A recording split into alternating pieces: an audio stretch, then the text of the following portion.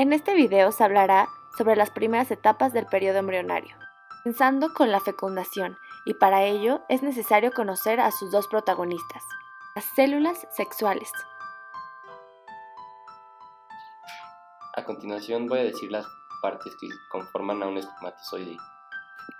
Lo que se ve que estoy pintando en rojo es el acrosoma. La parte amarilla del centro conforma el núcleo. En verde están las mitocondrias, que son las que hacen posible el movimiento flagelado. Y en morado es el flagelo, y este es el que produce el movimiento.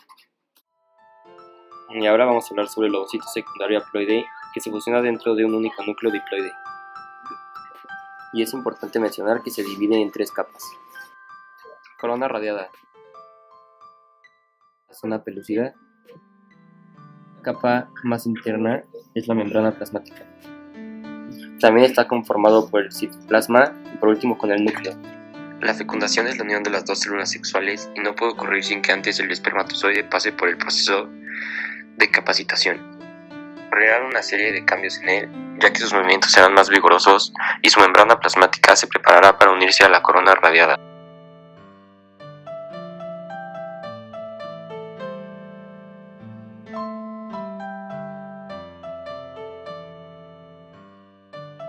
El espermatozoide tener contacto con la zona pelúcida, una de las glucoproteínas de esta capa llamada ZP3 actúa como receptor de la célula sexual masculina, lo que desencadena la reacción acrosómica, que consiste en la pérdida del acrosoma y la liberación de enzimas para penetrar la zona pelúcida y posteriormente llegar a la membrana plasmática y fusionarse con el ovocito.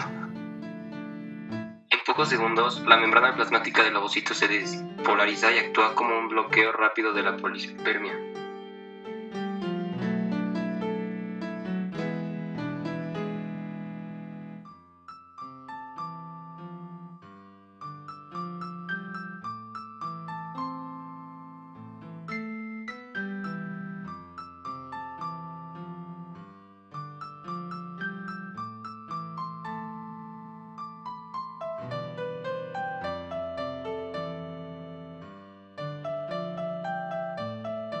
Para este momento, el espermatozoide y el óvulo ya fusionaron su material genético y se ha formado el cigoto.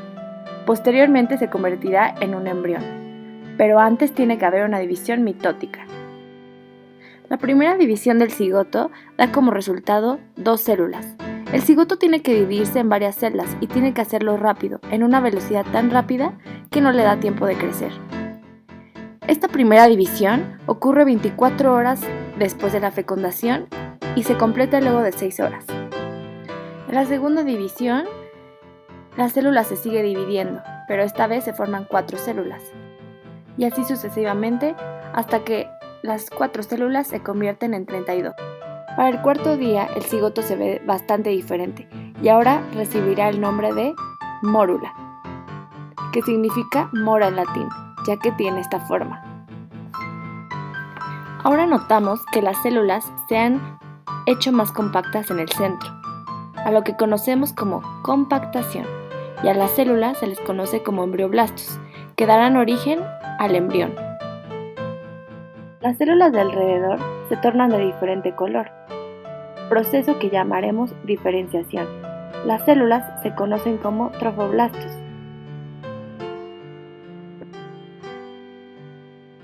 Reciben este nombre que viene del latín trofe, que significa nutrición, ya que darán origen al saco coriónico externo que rodea al feto y a la porción fetal de la placenta, órgano mediante el cual se produce el intercambio de nutrientes entre la madre y el feto.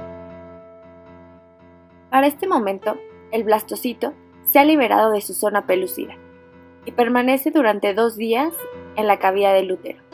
Posteriormente, se adhiere al endometrio. Para el 7º día, el endometrio se encuentra más vascularizado, es decir, se forman nuevos vasos sanguíneos. El blastocito secretará enzimas para perforar el endometrio y posteriormente entrará este. Para el octavo día, los trofoblastos se diferenciarán en dos capas. Las células que se fusionan con el endometrio se harán más grandes y ahora se llamarán sincitiotrofoblastos. Las otras células que no se fusionan se llamarán citotrofoblastos.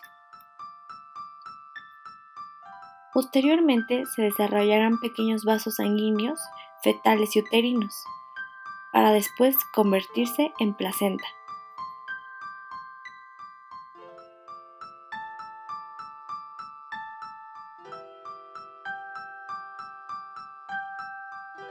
En el octavo día, los embrioblastos se diferencian en dos capas, hipoblastos y epiblastos. En conjunto formarán el disco germinativo bilaminar.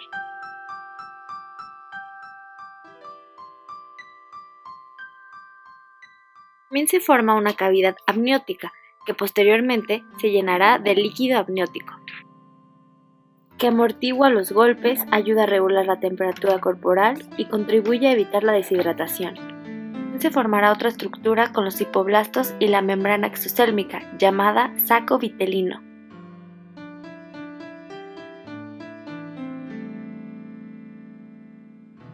A medida que ocurre el desarrollo, esta desaparecerá, aunque antes tiene ciertas funciones, como brindar nutrientes entre la segunda y tercera semana.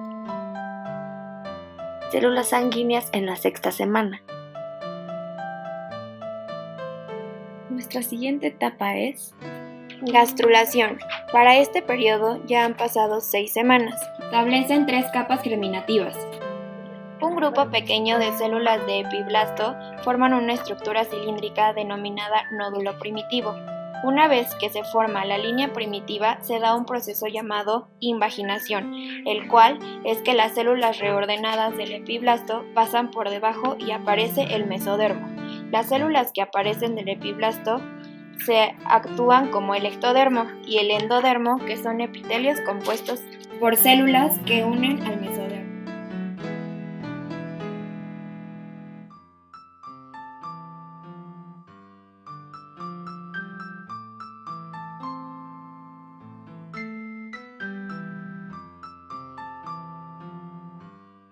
El endodermo da origen al epitelio de varios órganos como la vejiga, vesícula biliar y el hígado.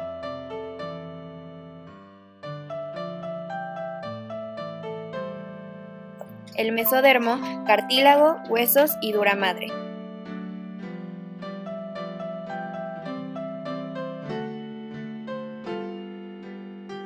El endodermo, todo el tejido nervioso, oído interno y externo.